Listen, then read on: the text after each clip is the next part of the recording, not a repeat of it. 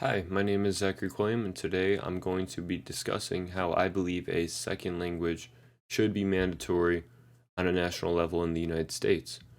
The first thing I want to talk about actually was that according to the Washington Post on April 25th of 2019, only 20% of the population in the United States is bilingual, while the rest of the world is more towards the 50% margin, meaning that 1 in 5 citizens in the United States can speak one or more than one language, where the rest of the world it's actually 1 in 2, so a 50% chance that you will see a bilingual person.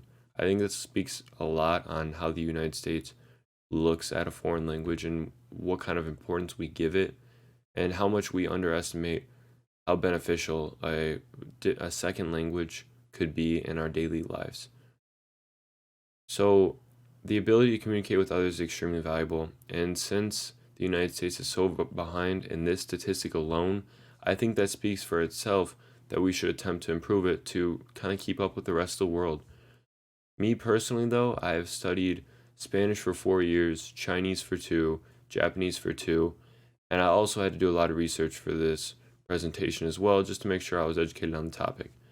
Like I said, today I'm going to be going over the problems that we encounter for not having a second language, their causes for these different problems, and then a few solutions I came up with. Although there actually is a lot more different solutions for incorporating a mandatory second language for the United States. But I'm going to start off by talking about the different problems that occur from us not having a mandatory second language.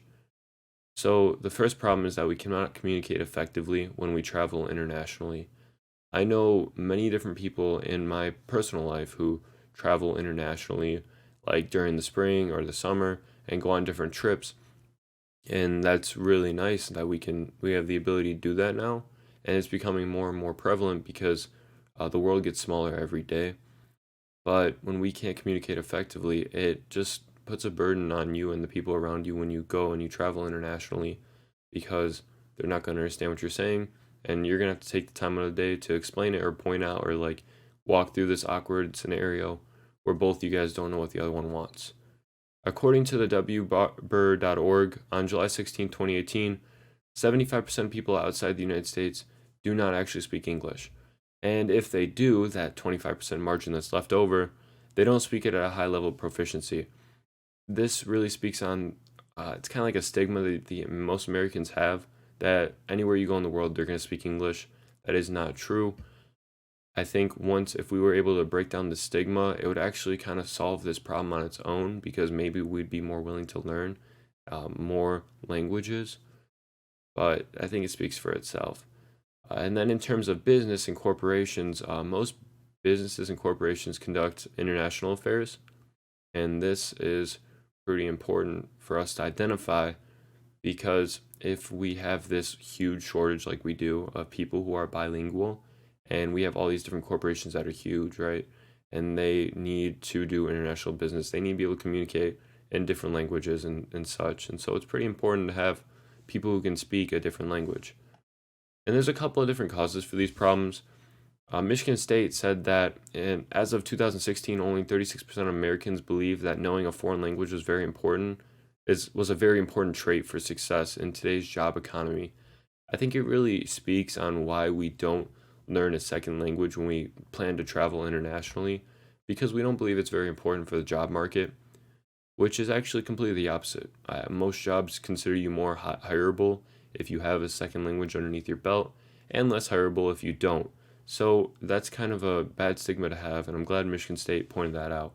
It kind of explains how we view a foreign language in the entirety of the United States. A second big cause of us having this lack of a second language is that we lack the teachers that we require to properly educate any students on the different languages of the world. I actually didn't realize this one was true myself until I did some research, and amacad.org pointed out on February 6, 2019 that one of the biggest obstacles to improve language learning is the national shortage of qualified teachers. I then thought to my own high school that I went to, and we had 3 foreign language teachers. We had 2 Spanish, and we had 1 Chinese teacher. and that was it. That was only three, and that's only two languages that we had the opportunity to learn. I think it really speaks on why we don't have many people who are bilingual in the United States, because we have this lack of people who can actually appropriately teach you. It's pretty astronomical too. And then I'm going to be moving on to different solutions I came up with that'll benefit and that'll help out these different problems that we, encounter from not having this second language as a mandatory requirement. And these solutions kind of go hand in hand. You can't really have just one. You kind of need them all to glue together. And obviously, there's more solutions we can also put in place. These are just a few that I came up with. The first solution would be obviously to make a mandatory law for all educational institutions to follow kindergarten through 12th grade. That would make it where your students would have to be constantly enrolled in one foreign language class.